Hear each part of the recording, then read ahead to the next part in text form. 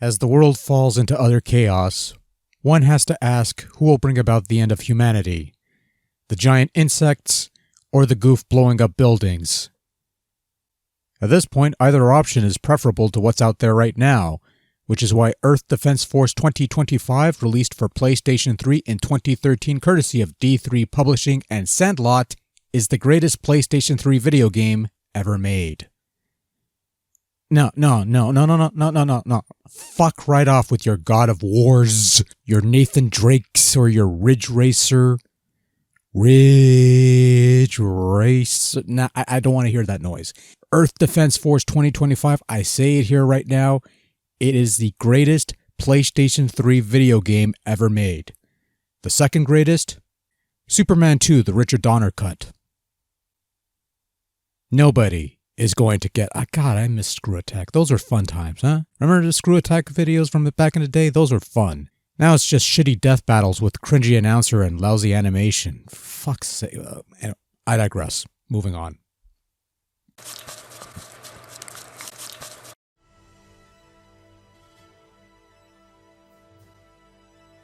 Anyway, in Earth Defense Force 2025, you play as a soldier of the Earth Defense Force, a generic grunt of 4 soldier types that you could choose from.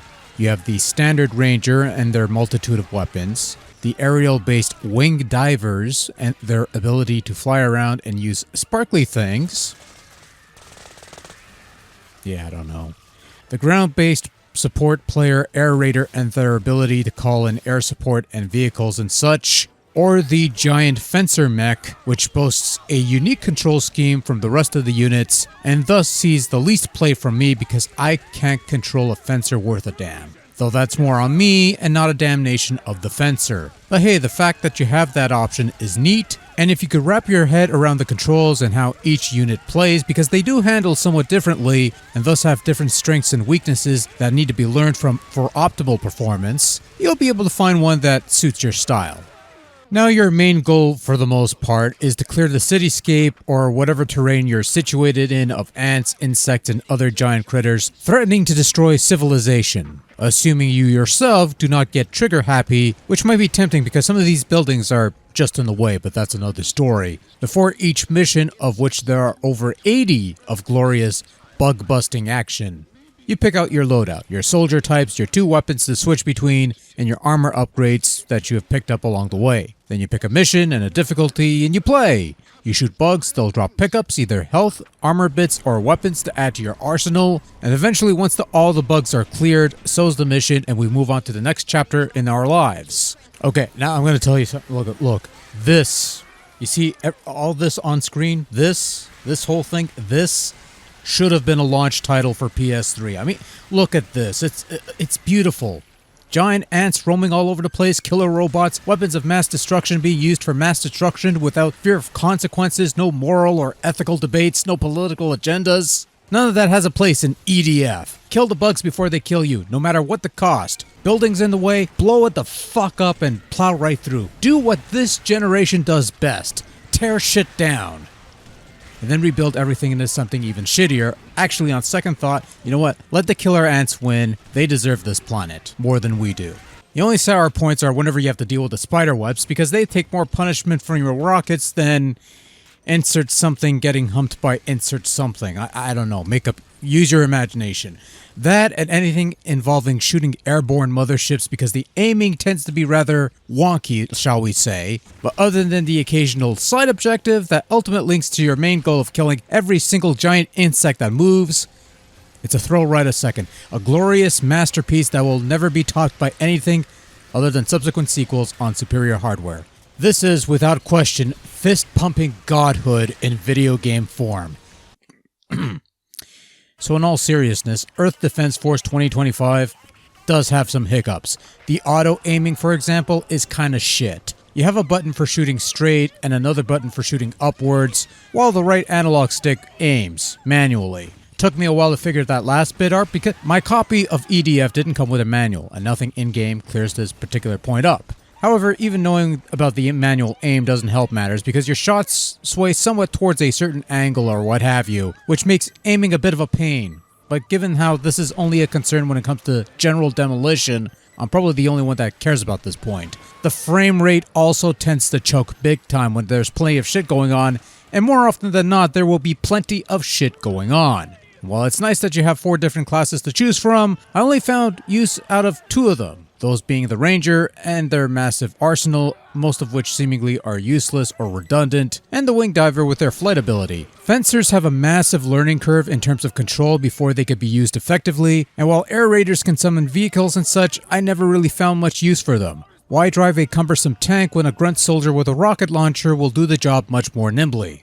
But hey, like I said, I appreciate the options, and if one can find mileage out of all 4 classes in some form or fashion, then more power to them. And each one is actually distinct from each other, giving you in essence 4 different styles of play. How this would gel in multiplayer, I'd imagine depends on the people playing. You could say that about any multiplayer experience really, but yeah. For what it's worth as a budget title, EDF 2025 is not a bad looking game. Doesn't quite have the high quality, high definition visual presentation of a top tier title on the PlayStation 3. It could be somewhat described as better than PS2 quality, but when it comes to rampant destruction, it looks wonderful. Various creature designs are creative, even if the cities aren't. The game runs smoothly, even with the occasional frame drops, and of course, explosions and destruction of property is done admirably, truly the most important aspect of a game of this ilk. In terms of the audio, there is a lot of chatter, quite a bit of chatter actually, a lot of crying, panicking citizens in fear of a future dominated by the evil Twitter that kills brain cells and makes everyone stupid. Sorry, I mean the evil bugs that want to end your lives and destroy your planet. I honestly don't know the difference, to be honest. There's a handful of orchestral, military-themed, and overly dramatical musical pieces that play throughout the game. Nothing really special about it, which makes it such a forgettable aspect that you're forgetting such a thing exists because you're too busy listening to all those bugs explode, all the loud chatter, draw out the music, and yeah. Overall, Earth Defense Force 2025 is the greatest PlayStation 3 game ever made. It might not have the prettiest graphics, its frame rate might be unstable when shit hits the fan, it might be shallow for some people, and some of the soldier types are acquired tastes at best, but fuck all of that. You get to blow up giant enemy ants and shit. And everything that blows up in between is collateral damage of no consequence. By all means, this is why PlayStation 3 existed, so that it could house this illustrious masterpiece. This alone was worth $599 US back in 2006. You fuckers had to wait fucking 7 years for that. If this thing was out back in 2006, I would have bought a fucking PlayStation 3 in 2000. I would have forked over the 700, 800 CD. This thing was also on 360, but fuck that red ringing piece of shit. I mean, fuck all of that.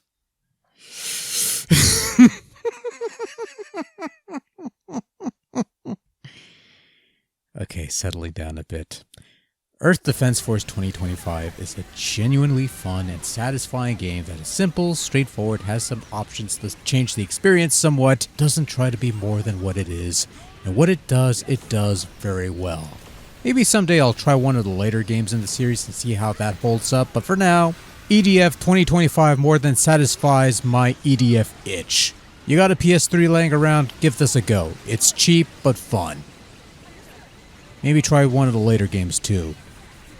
But they're not as cheap.